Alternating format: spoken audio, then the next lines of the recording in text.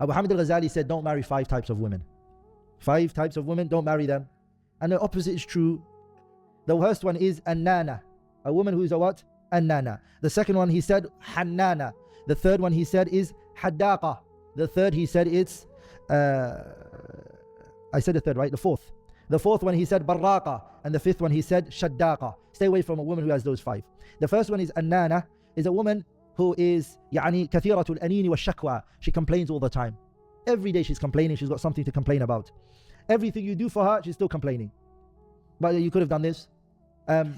She doesn't believe that the thought counts, yeah? She doesn't believe that the thought counts. So for her, it's like, no, that's not enough. You could have done more. I know you could have done more. Why are you just giving me this? Etc. So she's always complaining. Whatever he says and whatever he does for her, you've not done enough. So that's the first one. Stay away from a woman who's like that. Hannana. Hannana is a woman who's always saying, I could have done better than you, brother. She says to the husband, you held me down when I was young. Allah Barik. I had options in front of me. You know, I could have been married to this type of man, and I could have been married to that type of man. And she's always saying this to her husband. And she's always wishing for another situation. Don't be married to a woman like that, he said. The third one he said is a Haddaqa. Haddaqa is a woman who's always, her eyesights are directed at other things. So she goes to her friend's house, she comes home and she says, our house is the worst house. You know, you've not put enough furniture for us in the house. She goes, everyone's life and everyone's situation is the best and our one is the worst. So she always wants more. Her eyes is always at other things. But they've got better sofas than we do. But they've got a better, mashallah, house than we do. And etc. She's excessive in that. No, brothers, by the way, these terms can be present in a woman, but in a very moderate manner. Okay? Some of these have to be there and makes a female, right? But it's when things go out of the norms.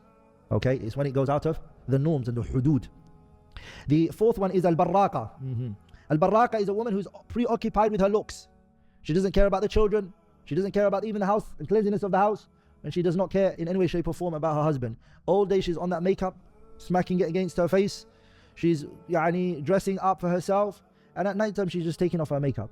She's barraqa. All she wants is glamour and glitter for herself. She's calling her friends. She's meeting up with her friends. Her image, her personal image and the way she looks is the most important thing for her more than her children and her husband and her marriage and her family. And last but not least is Ash-Shaddaqa. Ash-Shaddaqa is a woman who doesn't stop talking. She's always talking. The man says, can I say something? She's carrying on talking. He said, have you finished? No, I've just started. And she's going on, and he's always in a struggle to just get a word or two in. And those things you can tell from the beginning. Before you get married, if you're getting essays, 7 pages essays, okay, through the email, or if you're in a WhatsApp group with her brother and she's sending, she's got a lot to say, choose a wife who speaks less, okay, and doesn't talk much, okay. And by the way, some people might like this quality. Some brothers might be like, I was looking for this. Whatever rocks your boat, brother. If you like it, alhamdulillah. If it brings you sakina, min ayati an khalaqa lakum min anfusikum azwajan litaskunu ilayha. If this brings you sakina, that was an objective, alhamdulillah. Okay? I just don't want people to hear this stuff and go home and then say to their spouses and their partner, subhanallah, the Shaykh told me I should leave you. I didn't say that. I'm just mentioning these traits. If that's there and it keeps your marriage going, then it's good. Don't. And this is something we need to understand, brothers. All marriages are not the same. All marriages are not the same.